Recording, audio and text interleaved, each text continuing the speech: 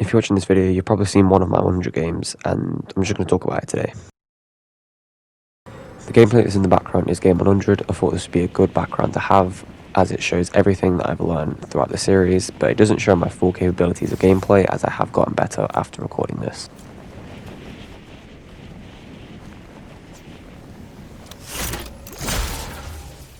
One thing that I do have to say is that the 100 Drop series has really got me back into Fortnite, as I started it at the late season of Chapter 7 Season 1, and that was a pretty good season. I do understand it got a bit boring towards the end, got a bit dragged on, but getting into Season 2, that was really fun. That was some of the most fun I've had playing Fortnite in a while, actually.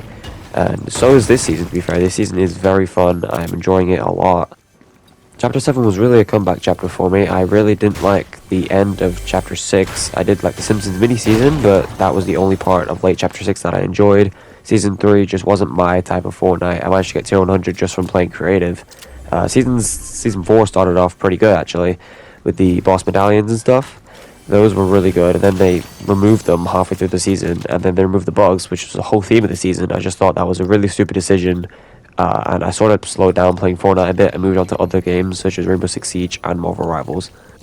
If Chapter 7 started off like the late Chapter 6 seasons, I don't think I would be playing this game, and this season would not have been a comeback season for me, because I just didn't think that Fortnite could have got any worse than late Chapter 6, other than maybe the Primal season. That's probably Fortnite's lowest, and in my opinion, the late Chapter 6 was probably my lowest for Fortnite.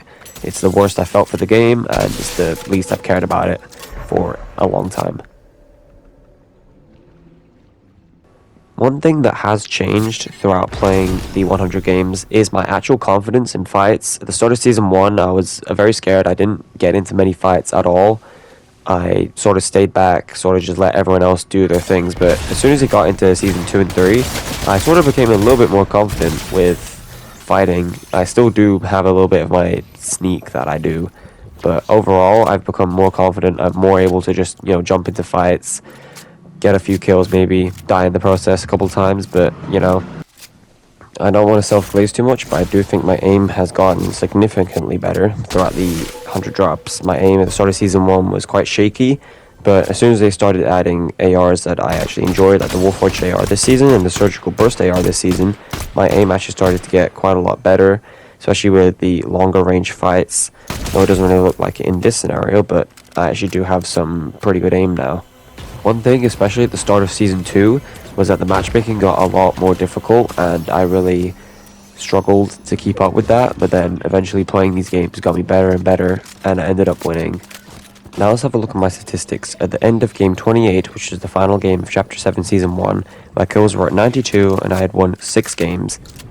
At Game 86, which was the final game of Chapter 7 Season 2, I had 300 kills and 16 wins, which means I had 208 kills for the 56 games I played this season. This means I averaged around 3.7 kills per game, which was actually pretty good. It's more than I expected I'd get. Through the 14 games I played in Chapter 7 Season 3, I ended with 44 extra kills, leaving my total kill count at 344 and my total win count at 20. I had a 20% win rate throughout the entire series, which is more than I thought I'd get at the very start. I thought I'd genuinely end up with about 5% win rate. With my total kill count at 344, it means I averaged 3.4 kills every single game. My favourite drop spot in Season 1 was Sandy Strip, and it was the same thing in Season 2 as well. Sandy Strip was just my all-time favourite POI on the Chapter 7 map, and I'm still glad it's still somewhat here with Sinistra Strip. BOI just had several chests. I always loved looting the massive hotel and then moving straight in to see if I could find anyone that was still looting the smaller buildings around the edges. Probably my second favourite drop spot is Tip Top Terrace, and I'm quite disappointed it did get removed in Chapter 7 Season 2.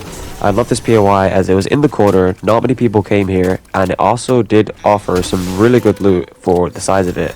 The chests were easy to find, easy to loot, and it was all around just a really good POI. My least favorite POI in Season 1 to land at was Lethal Labs. In the middle of the map, there's way too many people coming here for the amount of loot that it actually serves. I know people were coming here for the Dark Voyager's Mythic Shotgun, but in Zero Build, that shotgun was just not it. There were so many other shotguns you could be taking in Season 1, like the Twin Hammer shotgun, there was the Iron Pump. You could take so many other shotguns, this shotgun was not it. Going into Season 2, if the bus was bad for Sandy Strip, I would often go Squibbly Shores. Squibbly Shores became Probably one of my favorite POIs on the Chapter 7 map. It was really good, it was easy to loot, there were some people there so you could actually get in some action. And I know people came here for the Mythic Scribbly AR, and I love this thing. I usually didn't pick up the Combat AR, but if I got the Scribbly one, I'm definitely picking that one up. Again, my least favorite POI to land at in Chapter 7 Season 2 was Dark Dominion. Changing it from Lethal Labs to Dark Dominion for some reason made more people come here. I'm not sure why, I don't know if there was more loot here. The Dark Foragers still spawned here, but it still wasn't even 100%, so people were still landing here knowing that the Dark Forager wasn't going to be here. I just didn't understand the hype around this POI, and it's honestly one of my least favorite POIs in Chapter 7. Moving into Chapter 7 Season 3, my favorite POI is definitely Cluster Coast. I love Cluster Coast, it's such a good POI. It's in the corner of the map, which means it is somewhat difficult to get to. If there's a far bus, you will still get people here, so it's not like you're going to be there on your own. But it's good for leveling up sprites. You can find more sprites, especially the rare ones with all the fishing holes and sprite chests. You can get good rotations to northern POIs. I don't actually have a least favorite POI this season, but if I had to pick one, it's probably going to be Chop Shop, just because it has the least amount of chests and it's in the corner of the map.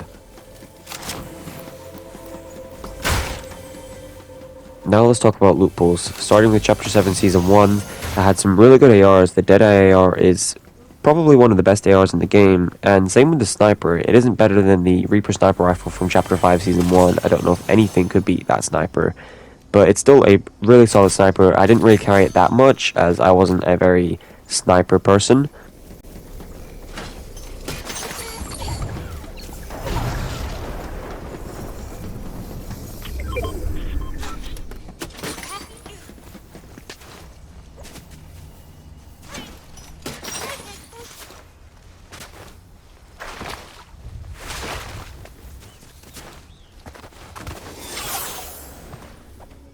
One thing about Chapter 7 Season 1 I found pretty much useless was the turning into the boss mechanic.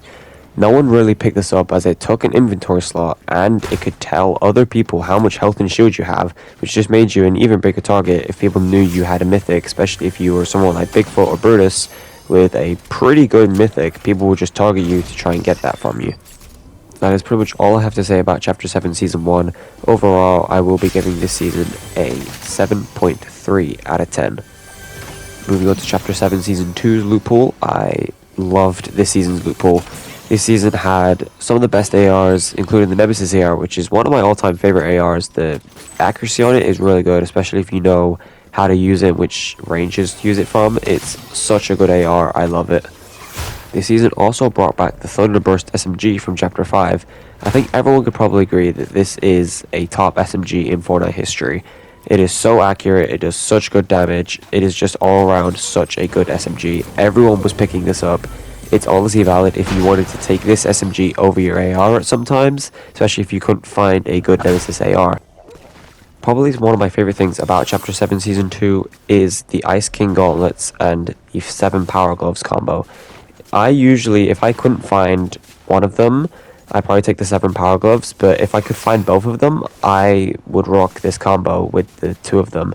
Especially if someone is sitting in a porta bunker, you can fly above them, and then as you're using the momentum with the Power Gloves, you could use the Ice Bomb and drop it on their heads, and as you're falling, you can still get that 35 tick damage with the normal shots, so you could automatically do about 100 damage to them, which takes away half their shield and their overshield, which puts you at an advantage in the fights. One thing that I just genuinely could not get behind was the Super Shredder, and that is going to be my one downside for the Season 2 loot pool, is the Super Shredder was just, for some reason when everyone else used it, it was really good. When I used it in my hands, it was just not good. I could not get the 80 damage that people were getting on me with it. It's got such super long range for a shotgun, which just felt weird to use. It's not a bad shotgun, don't get me wrong, but I would just rather take the Twin Hammer shotgun, especially if I found the exotic Siphon versions. I would definitely take them over this shotgun. One last thing about Chapter 7 Season 2 is the rivalry feature. I know it's not part of the loot pool, but this thing was awesome. Getting a rivalry really can help you get into the battle, and I felt like a reward for completing the rivalry as you gain points for your team, and you could really help out because everyone was really fighting for their superstars at the end of the season. That's what everyone was really after in the rivalry system. getting the name tags that will appear on screen, your rank, and then you also get the location of where the enemy is when you start a rivalry, which was really good in the end zones when you get one. Overall, Chapter 7 Season 2 is in second place, higher than Chapter 7 Season 1, but will definitely be lower than Chapter 7 Season 3 that I will talk about momentarily. Chapter 7 Season 2 gets a 9.1 out of 10. Chapter 7 Season 3's loot pool is a really good loot pool, with the Flex SMG and the Extended Focus Shotgun being the main ones everyone was carrying at the start of the season, but then it sort of switched over to the Ranger Pistol Hunting Rifle combo, which I personally could not get behind. As I said, I'm not very accurate with snipers. It just wasn't my type of thing to be carrying. I would rather carry the Warforged AR, which is now actually in the game. I don't have any footage of it, as Game 100 was recorded, I think, before the Warforged AR was unbolted. The flare gun was also bolted in this time. As you can see, I'm using it. I have it in my inventory in this clip. The flare gun is one of my favorite recon items of all time, apart from the recon scanner. I love this thing. It does 60 damage, which is still pretty good. If you're above someone, you can shoot one flare down, 60 damage, boom, that's their overshield gone. Puts you in a good advantage. You get the recon, which stays on them for a fairly long time, actually. The sprites being in the loot pool is also a really good feature about the season. I love the sprites. Some of them are obviously better than the others. I think probably my favorite sprite at the moment is the Striker sprite, the one that gives you the overdrive effect when you mantle, hurdle, or wall scramble. This in zero build is really good, as you're always mantling in zero build to get into better positions, and the overdrive effect is genuinely just one of the best additions to Chapter 7. One downside to the Chapter 7 Season 3 loot pool is the hunting rifle. Now, I occasionally do use the hunting rifle. I've hit a couple headshots with it, but it's just not a weapon that I would be carrying. I'm not very good with snipers, and I don't like how this season's meta is pretty much just hunting rifle and ranger pistol. It's not really a shotgun AR focused meta anymore, and it just doesn't feel right to me. That's like one downside I have about this loot pool, but overall, this season is really good. If I had to rate the season out of 10, it's definitely getting 9.5 out of 10. If you have any sort of questions, leave them in the comments and I'll answer them. Other than that, I'm going to stop talking and I will let you guys watch Game 100 till the end. Goodbye.